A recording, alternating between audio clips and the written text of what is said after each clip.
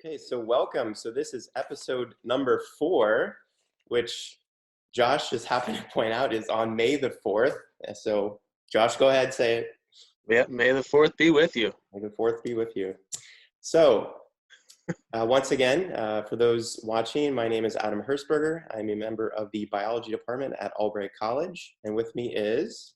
Josh Williamson. I'm the college physician here at Albright. Okay.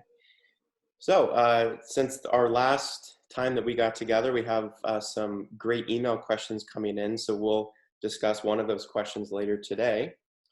The first thing that we wanted to discuss for this episode, the sort of overall topic that we had thought would be good to discuss, is the topic of vaccines.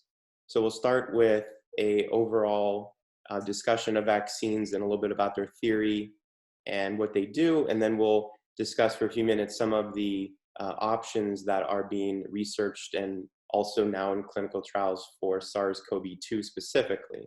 Okay.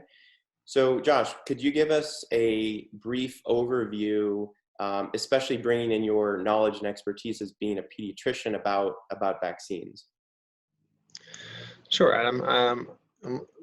We talked about already how we might go over, and just with our brief pre-episode conversation, I think Adam and I could probably talk vaccines for the entire day. But obviously, as a board-certified pediatrician, that's what I've worked with vaccines for my entire career, and that's one of our greatest successes in medicine are vaccines. And so, in my other office where I see younger kids, we give vaccines many times every single day. And so obviously when kids are small and babies get their vaccines initially, and then as they get older, there's less and less things for us to immunize against. But there's always different things in the pipeline. Researchers are always trying to find vaccines that can prevent illnesses that cause problems. So Adam and I were having a little bit of a discussion about some of those over the years. But right now, the big push is for a vaccine against COVID, which hopefully one can be developed that's effective, but firstly safe. And if we can get enough people vaccinated against COVID, then people will be protected first off from getting the vaccine, but then we'll also get herd immunity.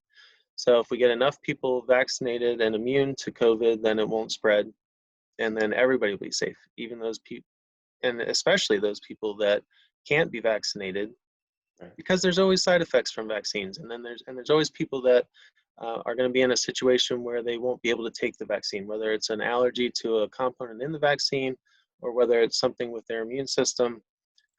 There's always people that are unfortunately unable to be vaccinated because it poses more potential harm than benefit. And that's kind of where the social aspect of vaccines comes into play, where if people are able to get the vaccine, they should be vaccinated, and it protects not only them, but then everybody else in the community.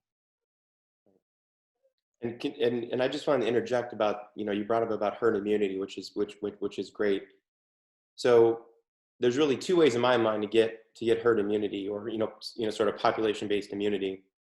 One is through vaccination, as you mentioned. So you're inducing an immune response in somebody who has never been exposed to the pathogen before, but their immune system has this memory or this response as if they were actually infected. And that's the whole idea behind vaccinations. There's this like primed and ready to go immune response that can operate and kind of kick in faster. And we touched on that at the end of episode 3. The other way to get herd immunity, and this is the way that we chose not to do it, and I think rightfully so with this current pandemic, is to just let the virus go through the population and let the chips fall where they fall, essentially. So hope for the best. Yeah, and that would have, with this current pandemic, like I said before, it is not, thankfully not the most, even remotely close to the most lethal virus out there. So for example, smallpox killed on it, in various populations, like 40% of people infected. Ebola, higher than that. This is not that lethal, but there's just so many people getting infected all at once. And if we just, if we went with that approach and just let SARS-CoV-2 just run rampant, it would have just completely shut down our healthcare system, overwhelmed it, so that even like if you had a stroke, heart attack, some other medical issue completely unrelated to the virus, you would have not had the opportunity to see a doctor. The hospitals would have been inundated with COVID patients. Josh, I mean, do you agree with that? Do you think I'm speaking out of turn? Does that kind of make sense? No, absolutely, Okay. absolutely. I just want to make sure that from your medical perspective that I wasn't saying anything wrong. So but that's the way to seek herd immunity, is just let it let it go. But unfortunately for this particular virus, the lethal rate, the complications are high enough, and it's infecting just so many people that wasn't an option. And so while we're hunkered down, though, a lot of us, we're not getting infected, so that herd immunity is probably not getting built up. And there's been some estimates that about 70 to possibly 80% of our population needs to have an immune response to achieve sufficient herd immunity. And the idea behind that is that, let's say, somebody that's infected comes into a population, and if 70 to 80% of the people already have an immune response, then they essentially stop the virus from spreading further in that new population. So we have chosen. So hopefully a vaccine can be developed so that we can potentially achieve herd immunity through the vaccine approach, because we're probably not getting that from the way we're doing the social distancing, the sort of quarantine thing that we're doing now. Okay. All right. So Josh, so did you want to bring up anything else as sort of an overview from your perspective? No, I don't think so. As you were talking about that, I was I thought back to that graphic. I think it was in the Washington Post months ago, where the ping pong ball was bouncing around, hitting people. Do you remember that one? Yeah. And now it would be cool to see that effect with 80% of people not being susceptible. So then those ping pong balls aren't lighting up when it's bouncing around, and then you're only, then in that scenario, instead of infecting 5 different people, you would infect just one, and then it's not moving, and then it's not going to move like it does. Right. And so I just want to sort of mention that, and this is something I bring up in my courses when I teach, is just how effective vaccines have been from just a pure public health perspective. So, I mean, it wasn't really that long ago, even in this country, where if you had, let's say, a family of 5 or 6, I mean, there's a good chance that one of your brothers or sisters or you yourself were going to have some debilitating illness like polio, or even die from an infectious agent. And so, like whooping cough. Yeah, like whooping cough. Yeah, I mean, the list goes on. So, right. So, during the 1900s, there were some major advances, and unfortunately, there are some parts of the world that don't have those advances. And so, obviously, hopefully, agencies and governments and things can try to bring these to the entire world. But certain parts of the world, so we have antibiotics, we have vaccines, and then other measures such as proper sewage containment, and even something like screens, right? Screens on our windows, so mosquitoes that carry malaria or dengue virus or some other virus don't come in while we're sleeping and bite us, right? So even something as simple as a screen on a window, proper sanitation, those have helped immensely. But I would still put antibiotics and vaccines sort of collectively above all of that in terms of preventing death and also morbidity, which is just a fancy word for basically sort of the severity of infection, right? You're not getting paralyzed from polio or these like long-lasting effects due to the illness. So death and also the effects of the illness are not running rampant through our population anymore, and thankfully so. So vaccines have done a lot. So that's why we still invest a lot of money and time looking at vaccines. Okay, so let's just pause for a moment. Josh, did you want to add anything? And then I was going to give an overview a little bit about vaccines, sort of from biological perspective. No, that sounds good. All right, so just a little bit. So I touched last time on the immune response in this thing called memory.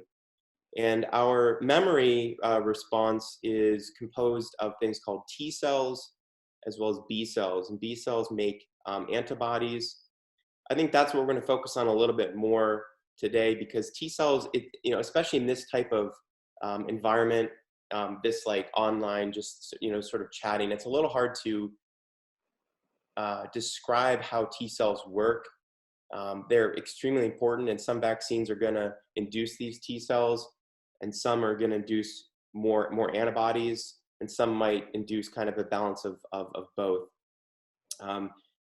I'll just try just very briefly to kind of explain them a little bit. So things that go inside of cells, such as a virus. So all viruses must go inside of a cell, as we mentioned episode 1, in order to replicate, in order to make new viral offspring. They have to go inside of cells at some point while they're kind of floating around in your body.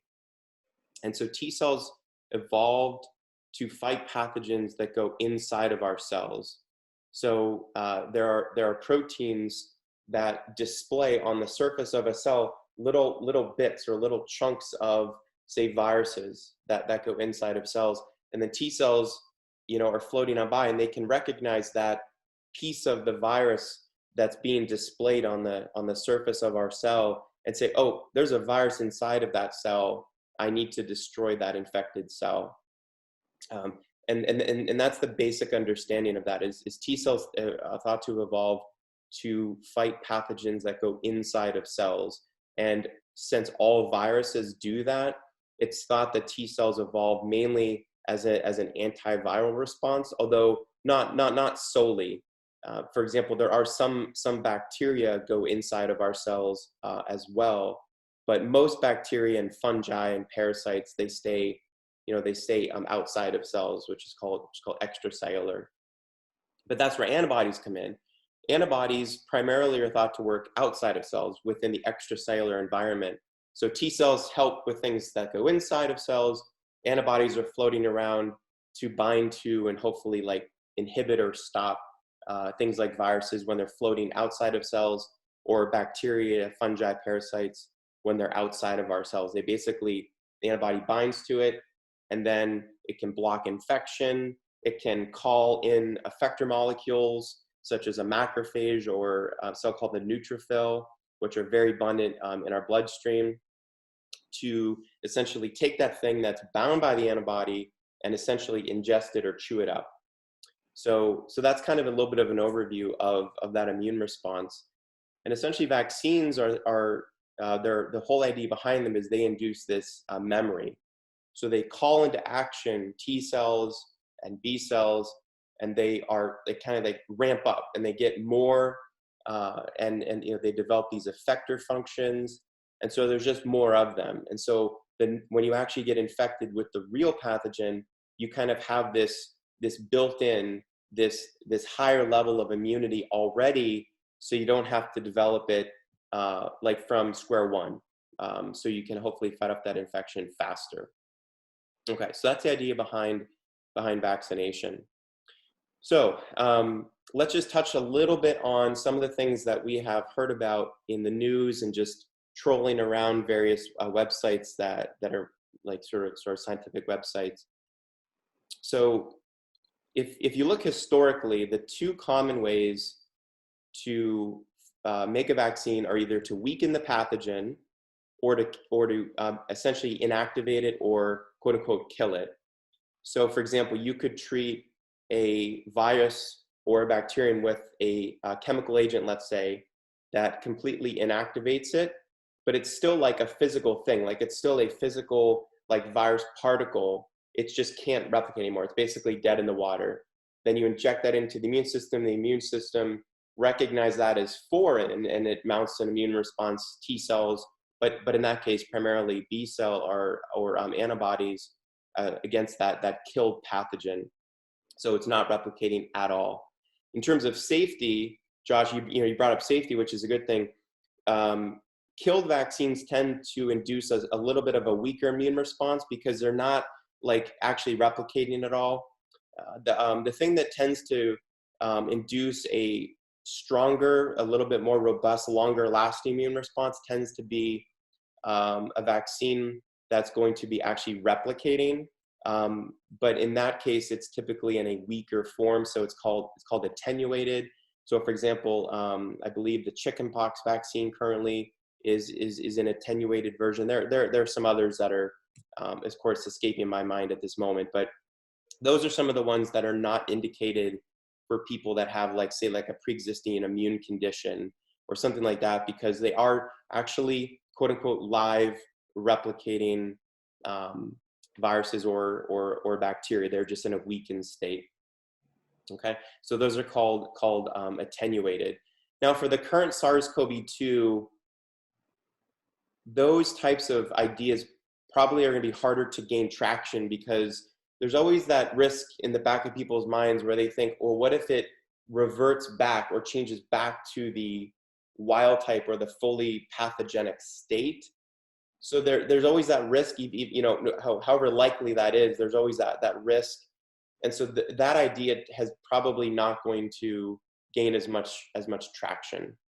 But certainly one of the ideas out there that is currently in development is to take the actual SARS-CoV-2, but just inactivate it with UV light, with some sort of chemical treatment, and it's now a quote unquote killed or inactivated vaccine. And then you can inject that, and that's in development. So the other one is called the recombinant vaccine. So that's the third option, is called the recombinant. And the word combine or combination is in there. And what often is that that idea is you take a pathogen such as a virus, one that's doesn't usually cause disease like adenovirus, and most people pretty mild, almost non-existent symptoms.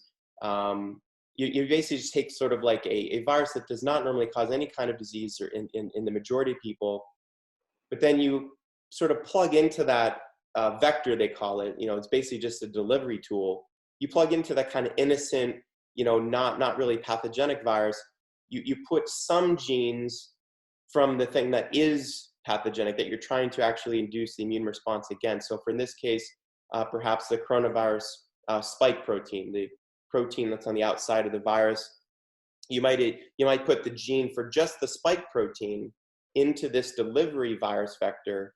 So you're going to try to elicit that immune response against just the spike protein. All the rest of the coronavirus proteins are nowhere to be found. It's just that, say, spike protein. And so you're trying to elicit, say, antibodies against that outer spike protein in the context of this like delivery vector, and they call that a recombinant vector.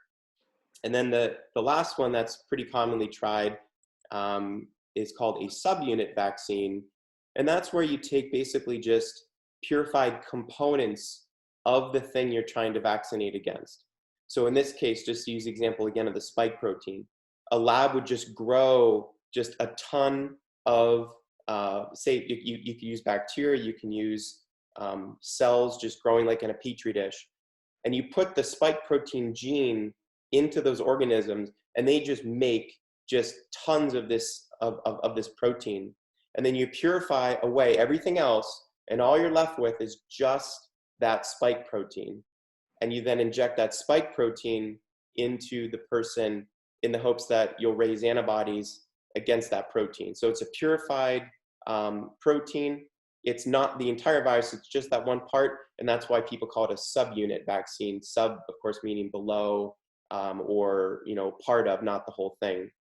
So those are the four most common. We've got inactivated, we've got attenuated, we've got recombinant, and subunit. So those are the four most common. All right, so Josh, as I was going over that overview, did you have any questions or any comments that you wanted to bring up?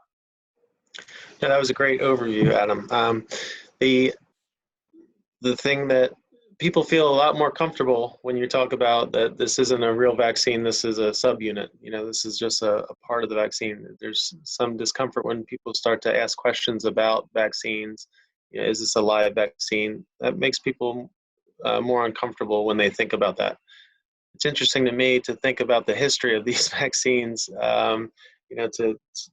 for us to be where we are compared to, 100 years ago, or 100, more than 100 years ago, Yeah. when people started talking about, well, we're going to inject you with this and see what happens. Right. So it's amazing that we've gotten as far as we have with this, and it's amazing what we can do now. Yeah, absolutely.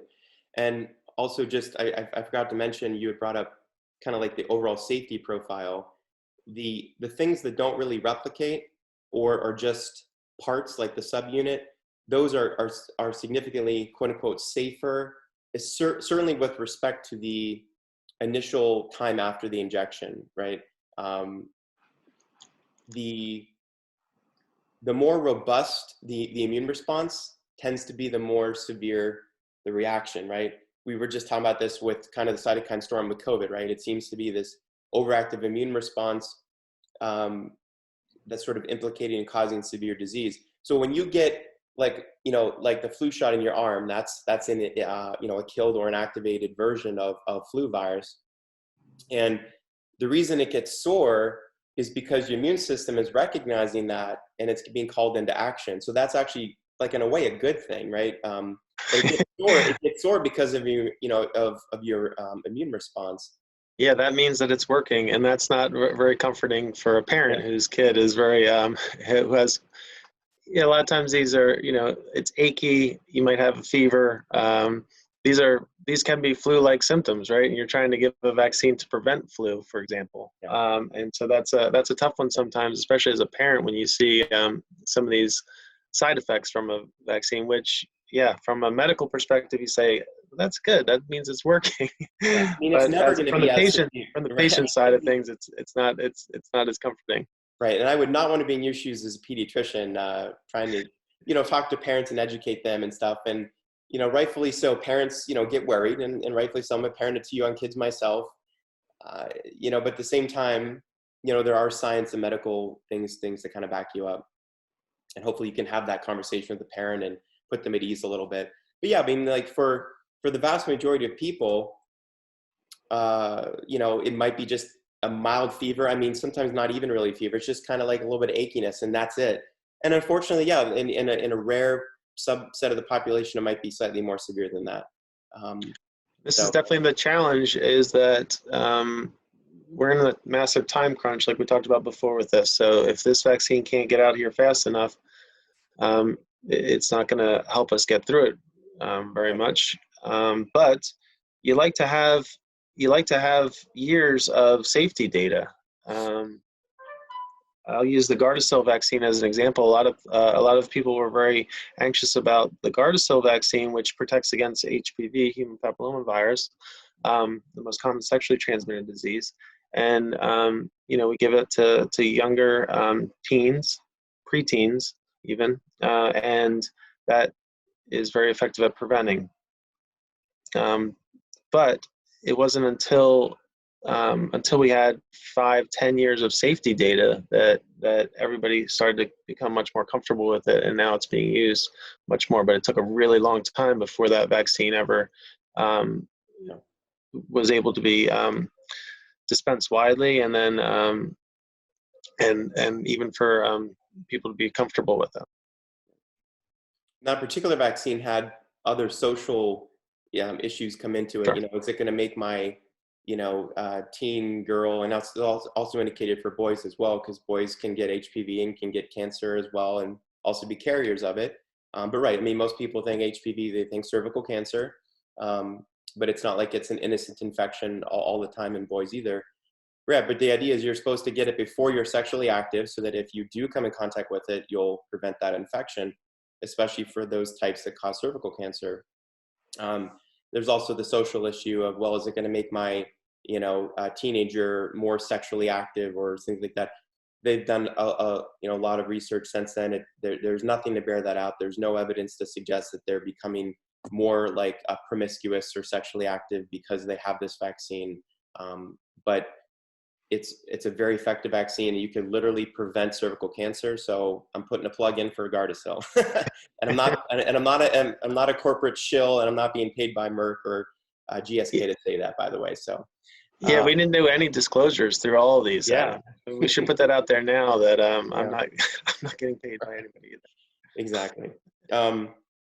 So yeah. So go ahead. Now, do you want to talk a little bit? We talked before the show about BCG, and that's something. Yeah. Why don't you introduce it? So BCG is the vaccine used against tuberculosis. In the United States, it's not used much. In fact, I'm not. I think the current guidelines don't recommend it at all unless there's outbreaks in certain areas. But the BCG vaccine's been around for a really long time. You were mentioning that sometimes you have these effects that don't work out when you plug certain. It's an attenuated vaccine, right, Adam? Yep. That is correct, right? And so as through the replication process, they've used certain strains from different areas. And so over the years, there's been some strains that didn't work out very well.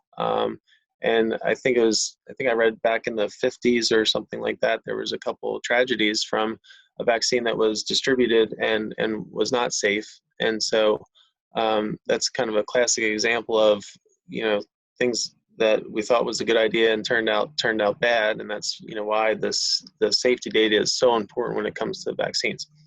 But the interesting thing about BCG in particular is that people that are vaccinated against tuberculosis with the BCG vaccine seems to boost up their immune response. So if there's a lot of illnesses in the area, people have this extra protection against things beyond just the protection against tuberculosis. Right, and that's thought to be kind of like a general non-specific type response. And it's like you said, maybe it's just sort of a general immune booster. So you bring it up. So is there some idea, or is there a trial being formed to maybe give BCG? Yes. Yeah. The safety profile, I think, has improved greatly. And it is given to millions of people worldwide every year, by the way. It's an attenuated form of Mycobacterium bovis, which is basically a cow version of Mycobacterium, or basically sort of a cousin, if you will, of actual tuberculosis bacterium. So it's not attenuated tuberculosis bacterium in humans. It's an attenuated cow version. So it tends to be have a better safety profile and a risk profile compared to actual TB itself. And really, one of the big reasons that it's not used in the United States is that once you're inoculated with the BCG, then you would have a positive PPD afterwards. Right. And so your PPD is that test that many of us have had, where you get the intradermal injection into your forearm, and then you come back to the doctor's office 2 or 3 days later, and they look to see whether there's a reaction. If there's a reaction to that PPD, that means that you were exposed to TB recently. So that means if you don't have symptoms, you have latent TB. So the TB is in your system, and you might be spreading it to other people without knowing. Right, and sounds a lot like something else that we have. And I just wanted to say, just a quick plug. That's again comes back to the immune system, which I think is fascinating. That little bump you get when you put it under, if you get a big bump, that's because of, in this case, T cells going into action. That's your immune memory again going into action when they inject those tuberculosis antigens into the skin. That's the immune memory again. So it all comes back. I feel like a lot of our conversations can come back to the immune system, which I think is interesting. So okay, yeah. So that's another idea that potentially is in discussion. I'm not sure. And by the way, I should just mention to people listening that there's so many ideas right now, and the environment of this is changing so rapidly every day. There's no way to keep track of the progress of all of this. I think there's 40 some, right, or odd trials that have started for these different vaccine platforms. So there's no way to know at what stage any of this is in. These are just some ideas that people have had, and where it is in development at this time, I don't know. I mean, if we keep doing this through the summer, as things get more advanced, and some things are gonna basically stop development because either they're not safe or they don't stop for some reason or another. And some will advance further on in the process. We can discuss the ones that are further along later. Yeah, so the idea, Josh, I guess, is that some people might get BCG, and that might be just a general immune booster.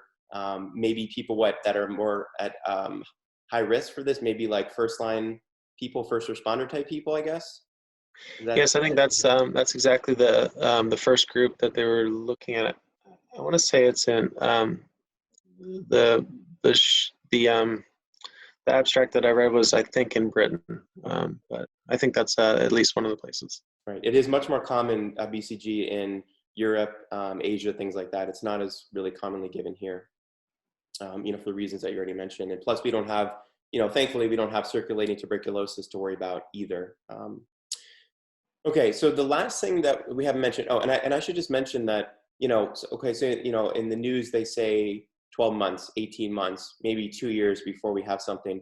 I mean, that is really pushing the envelope even as it is, because you typically have to do these, well-designed, they enroll, thousands of people for safety, for immune response, right? So initially they're just doing safety, and they do a smaller group of people. That's maybe like a phase 1.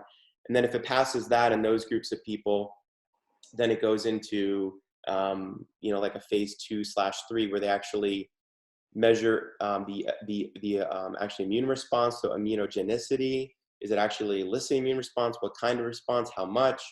And then eventually you hope to move it to a trial where they're actually looking at how effective it is. So, the gold standard is a double-blind, placebo-controlled, right? Where you've got one group of people who have a vaccine, one group of people who do not, the placebo group, and then you just track the acquisition of infection in each group.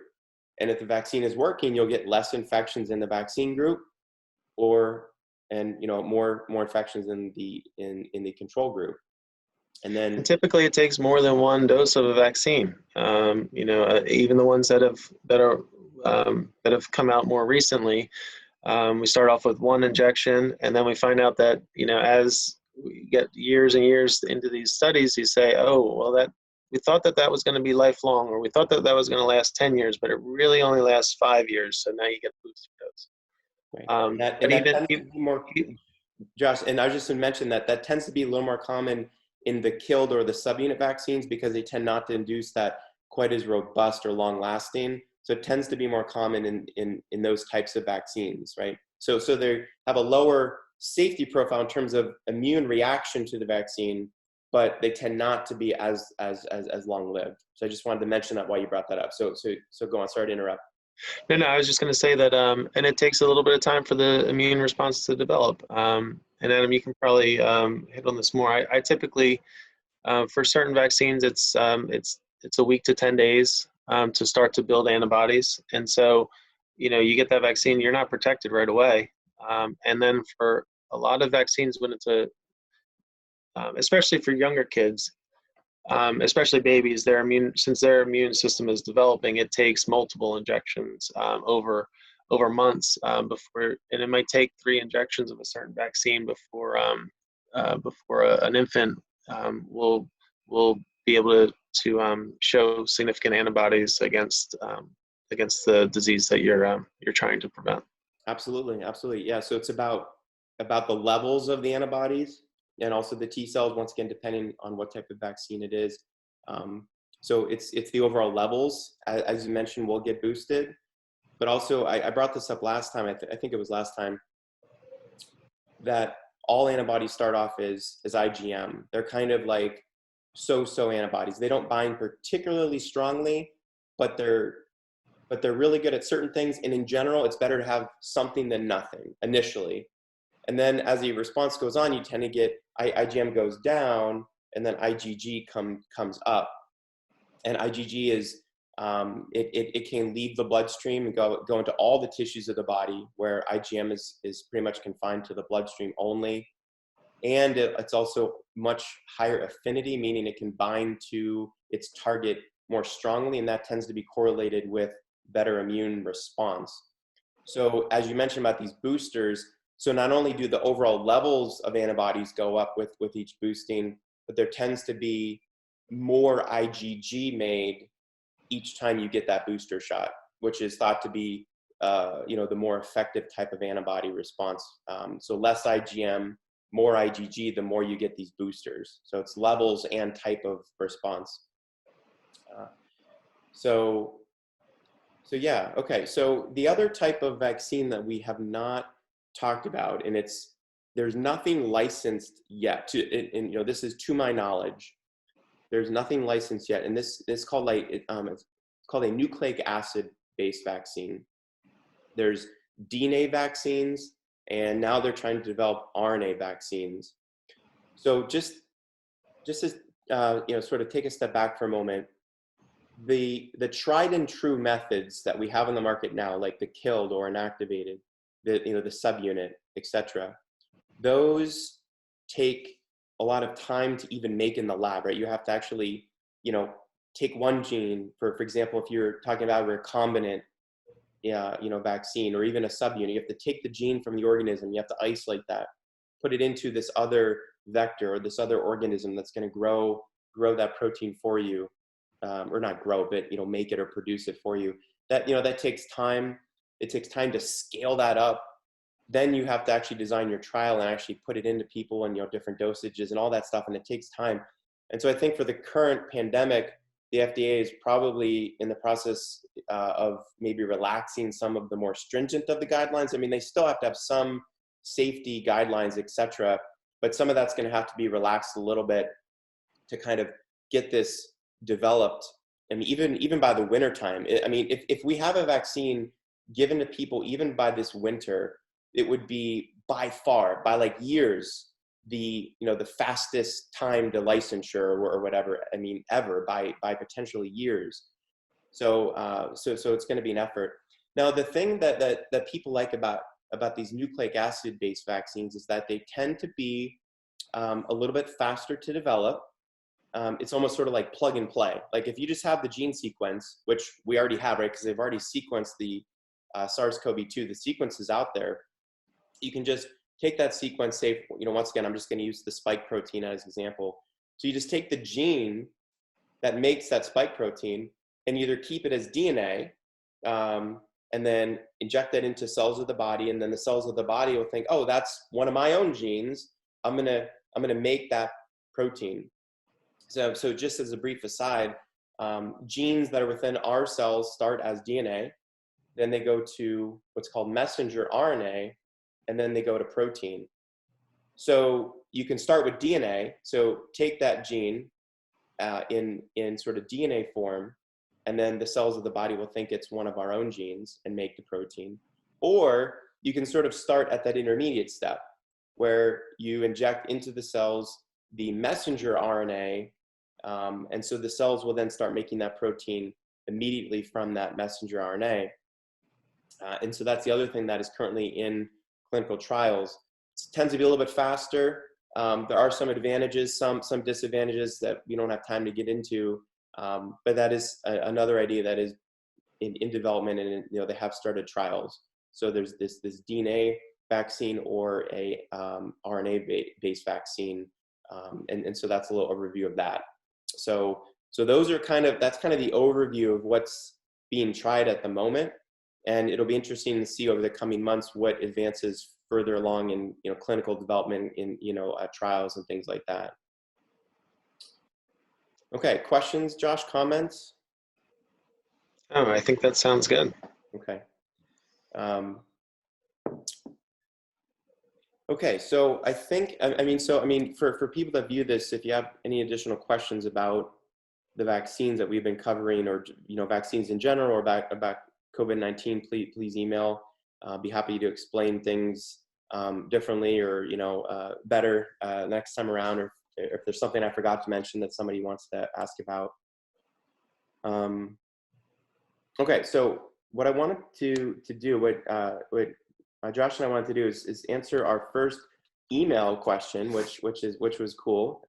You know, we got some feedback this past weekend after it went live on Albright's website, and it's nice to know that some people are listening and, you know, getting some benefit from this. So we'll, you know, we'll keep doing this, you know, as long as the pandemic is around. And you know, right now we're kind of frequently releasing these, but you know, it'd be nice to do at least once every week or two, even through the summer, maybe, as new developments come out.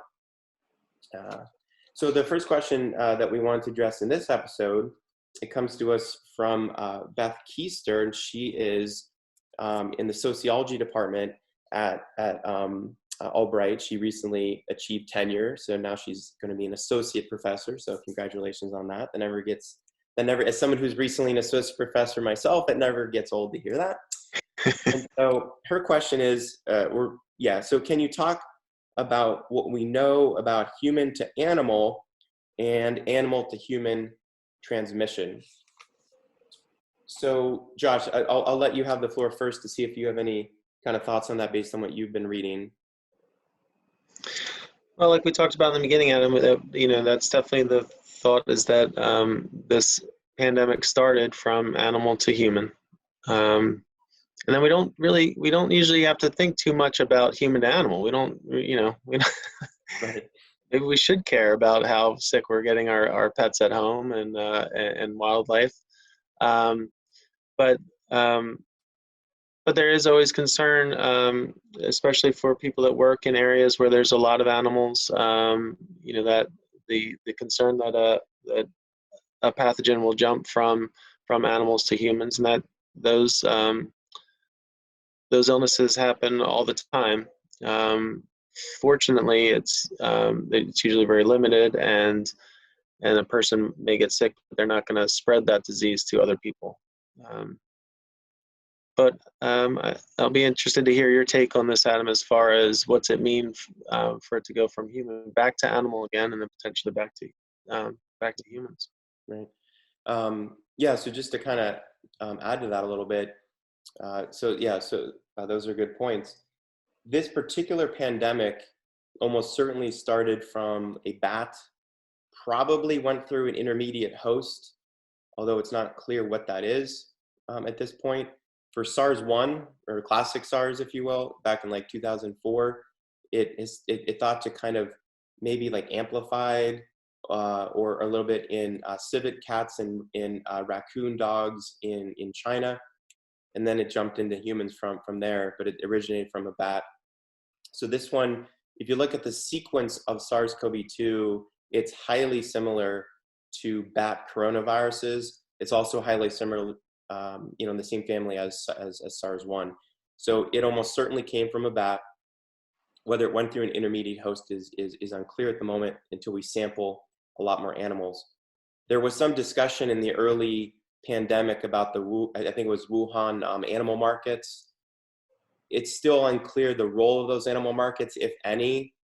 There is some evidence to suggest that it possibly played maybe an amplifying role, but it's unclear if it actually started there. And my gut tells me maybe not, but it's still unclear the role of these animal markets in Wuhan. But yeah, I mean, Josh, you kind of brought this up. Whenever you have animals and humans in very close proximity and contact, there's always a risk of transfer from one direction or the other. So that's a little background, I guess, on the initial transmission, probably from a bat. Adam, I just want to jump in here real quick. Yeah. Since you mentioned the animal market, I was looking for some old information on SARS, or classic SARS, like you said, and there was a paper. It was very interesting to read it after SARS, and it was talking about how those markets were going to be limited, shut down. They weren't going to have them, and unfortunately, we talked about this before. These pandemics are always going to happen. And we try to learn from them, but it's a little bit frustrating. It feels like we're not learning as fast as we should be, and hopefully we'll take the lessons from this pandemic and do much better on the next one, whenever that's going to be. Exactly, and I think being a little bit more prepared, for example, just on the scientific research side of things. With SARS and with MERS, which is the Middle Eastern virus that's also coronavirus, mainly in Saudi Arabia. I mean, the threat of a worldwide coronavirus honestly is not completely by surprise, right? We had SARS, there's MERS, coronaviruses are around, you know, and I mean, this is certainly surprising just how much it can spread, like how well it can spread in humans. So that part might be a bit of a surprise, but you know, SARS, MERS, et cetera. Anyway, so there could have been, I think, a little more research money and focus put into developing drugs or vaccines in the intervening years, right? But you know, humans, I think, have this tendency to be forgetful or to have a short-term memory, and so SARS goes away. It only affected about 8,000 people, went away. MERS, it doesn't really spread that well human to human. Not a true pandemic risk. And so I think when unless there's that immediate, I'm you know, not sure the word, you know, the right word to use, that immediate risk or, you know, urgency, if you will, then it kind of like, oh, okay, well, maybe it's not something we want to devote millions of dollars to, but maybe we should have, right? Maybe we would have a drug further in development if we had put more resources into this 5-10 years ago, you know. I saw a brief interview, well, an excerpt from an interview where they're talking to one of the authors of one of the outbreak books or movies. Okay. I'm not sure which one it was, but they said, you know, how did you know this would be a coronavirus? And he said, well, I talked to epidemiologists and they've been saying this. This really was not a surprise for the people that follow these things. Sure. Which is sad that it's that, you know, here it was, we knew it was coming, and we weren't ready.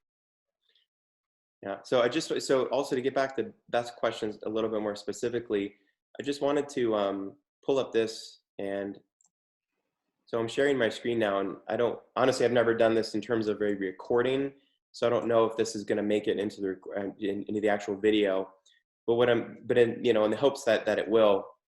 So I regularly look through a bioarchive, and this is what's called a preprint server. So these are not peer reviewed. So that, you know, that's a caveat. So these are not peer reviewed, you know, but these are studies that people have done.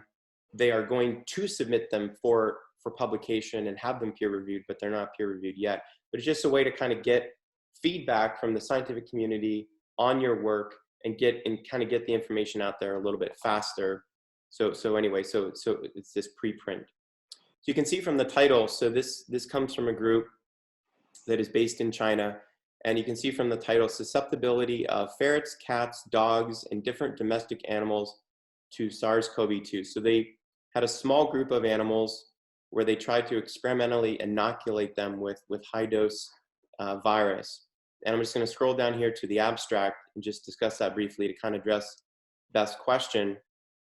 So let's start down here. So here we investigated the susceptibility of ferrets and animals in close contact with humans to SARS-CoV-2. We found that SARS-CoV-2 replicates poorly in dogs, pigs, chickens, and ducks, but does replicate efficiently in ferrets and cats.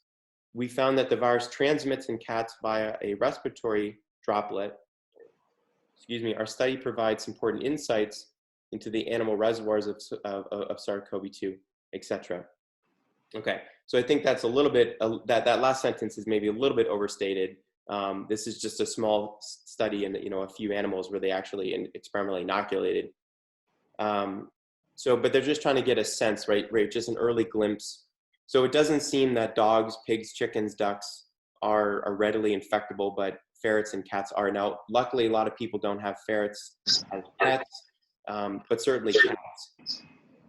So I'm going to stop sharing now. Okay.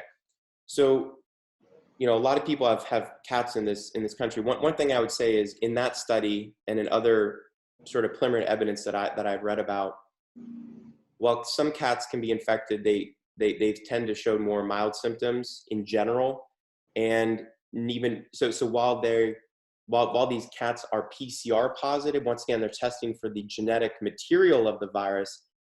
In some of the animals, they weren't even able to isolate actually like a live replicating virus. So they're PCR positive, but they couldn't actually get like culturable or sort of replicating virus back out of the animal. So it's still unclear is basically the short answer for, you know, a long story here.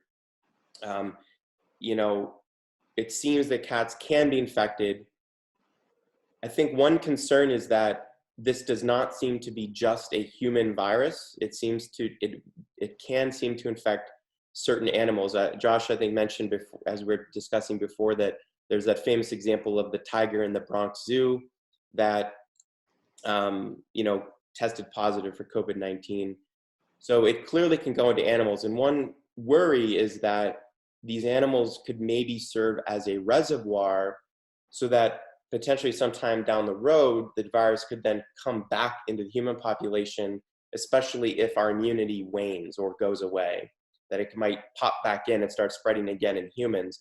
It's very unclear because of how early we are in this pandemic, whether or not this, you know, the sort of impact that an animal reservoir, if any, might play. I would say personally at this point, I own a cat. I'm not particularly worried. That being said, though, I think that if somebody does test positive for coronavirus, let's say, for COVID-19, you know, socially distance yourself from your family members, but also from your animals as well, especially if you have a cat. Once again, that particular study found no real replication in dogs, but they did find some in cats. So I would say distance from the cat as well if you're in quarantine, just to err on the side of caution. But hopefully people are not sort of dropping animals off at shelters and things like that, because there's really no evidence that it's playing any meaningful role at all in this pandemic. It's mainly human-to-human spread via respiratory droplets. So anyway, so just to kind of finish this up, so it's unclear as this progresses into the summer and fall and into next winter, is there going to be enough just human-to-human transmission to kind of maintain it at a low level, and then will it come back? And it's unclear the role that possibly animal reservoir might play in like a reintroduction event. Josh, you want to add anything? No, it would just be something if we went through all this and then figured out that we should have been isolating our cats, and only the indoor cats are safe, and your outdoor indoor cat was a problem. Right. So, but we'll see, I guess. Yeah, I mean, like I said, more research needs to be done. I mean, now that they know the cats can be infected, and now they know ferrets can be infected, I'm sure there'll be some studies targeted specifically at cats. And, you know, and so I will keep looking for those papers, and we can highlight them as they come out. But for example, like different dosages, if you infect the cat and then put a uninfected cat nearby, does that cat get infected by the first cat? You know, I'm sure that they will do those studies, and we'll find out more about that. But this virus spreads very well in the human population, very well person to person.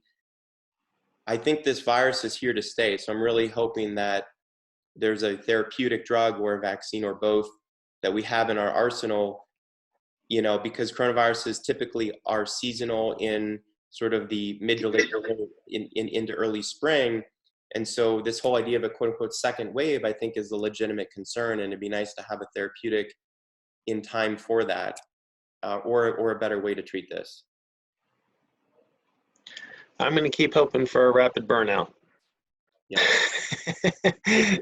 Like I said, whether it steamrolls through or whether it's a windstorm, you know, I'm going to keep hoping that this. I'm not going to hold my breath for a burnout. It'd be nice if that happened, but we still need to keep pushing for therapeutics and vaccines, because once again, especially in countries that did more isolation and distancing, my suspicion is that the herd immunity is not at levels that we need to sufficiently block a reintroduction. And so we really do need those therapeutics or vaccines for that if it happens, right? Even if it does burn out, it could come back in 2 years, right? And so we still need to research vaccines and therapeutics. Yeah, and the global spread is extremely interesting, and it's scary watching this go from place to place to place, and you know, the chance that it can cycle back from anywhere is definitely a scary thought. Right. I mean, isn't it amazing too, if you think about it, how, yeah, I mean, just how quickly this spread. I mean, the first case in China was probably, or at least that was reported probably back in like November of 2019. And here we are, it's just very early May. So about, say, 6 months. I mean, and it really didn't start spreading worldwide until maybe late January, right? Something Right. like that. And so just how rapid it spread, I think, is just amazing to me. How fast that all happened. Yep. And like we've said, thank goodness it's not more deadly than what it is. Yes, absolutely. Okay, well, Josh, well, thank you for your time again. Hopefully, this will generate maybe some more questions. This episode, of course, was devoted mainly to certain vaccines, a little background about vaccines, and then we talked a little bit about animal transmission. Yeah, and so we'll address some more email questions when we meet later this week, and so stay tuned for that. So thank you for listening and or viewing, and Josh, thank you for being here. Yeah. Thanks, Adam. Okay, great.